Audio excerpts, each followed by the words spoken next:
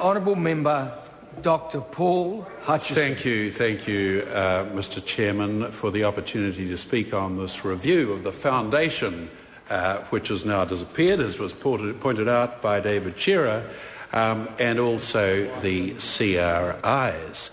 I do think it was a bit rich when I heard David Shearer talking about investment in science, given that from 1999 to 2008, as a percentage of GDP, government investment in science basically flatlined, and private investment in science basically flatlined as well. I agree with him entirely, however, that New Zealand does have a huge task in incentivising the private sector investment in R&D.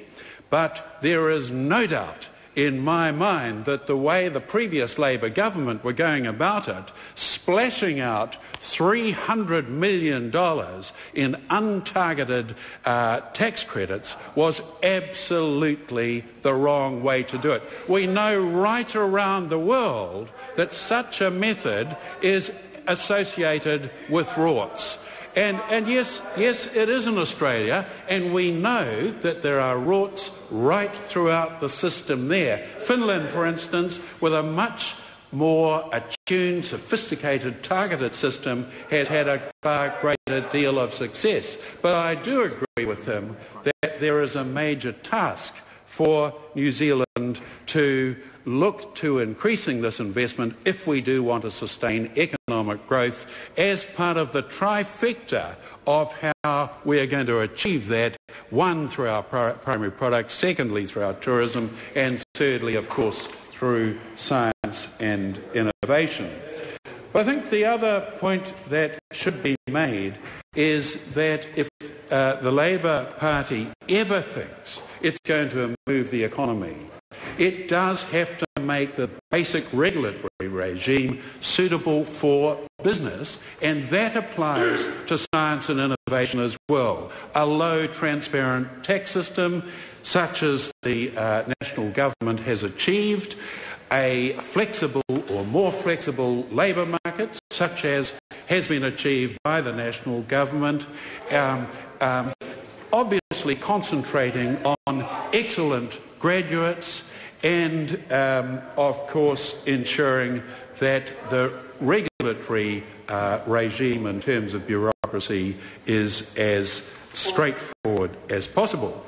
I think it is important in terms of getting the context of today's science system in New Zealand right, to look back to the past, because the foundation was actually formed in 1990 under some rather interesting principles. They were, firstly, to allocate funds for the production of outputs relating to public good science and technology, and one indeed would hope that we look for outcomes, because I think over the last 20 years it has been difficult to judge the performance of our science system accurately.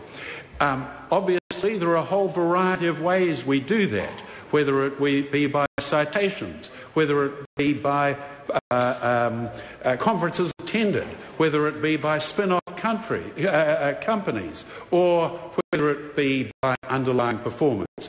All of those things are somewhat nebulous, and it is absolutely important, and in the new science review and the new purpose of the CRIs is to ensure that performance is looked at very carefully under independent 5-yearly audited reviews.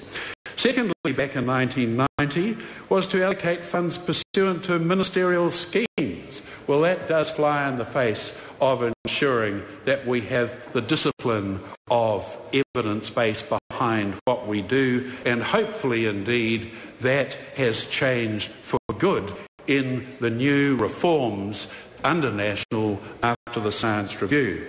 And thirdly, to provide independent policy advice to the Minister of RS&T to matters relating to RS&T, including on national priorities for those matters. And that's where partly the rub was with the old foundation and the ministry. The foundation, of course, was the funder of the Funder Policy Division, and it, of course, became...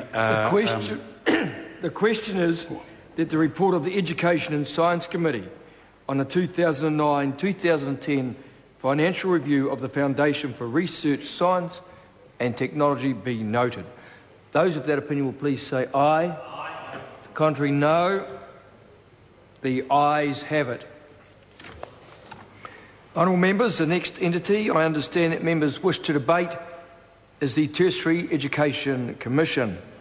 The question therefore before the committee is that the report of the Education and Science Committee on the 2009-2010 financial review of the tertiary education be noted. Mr. Chair.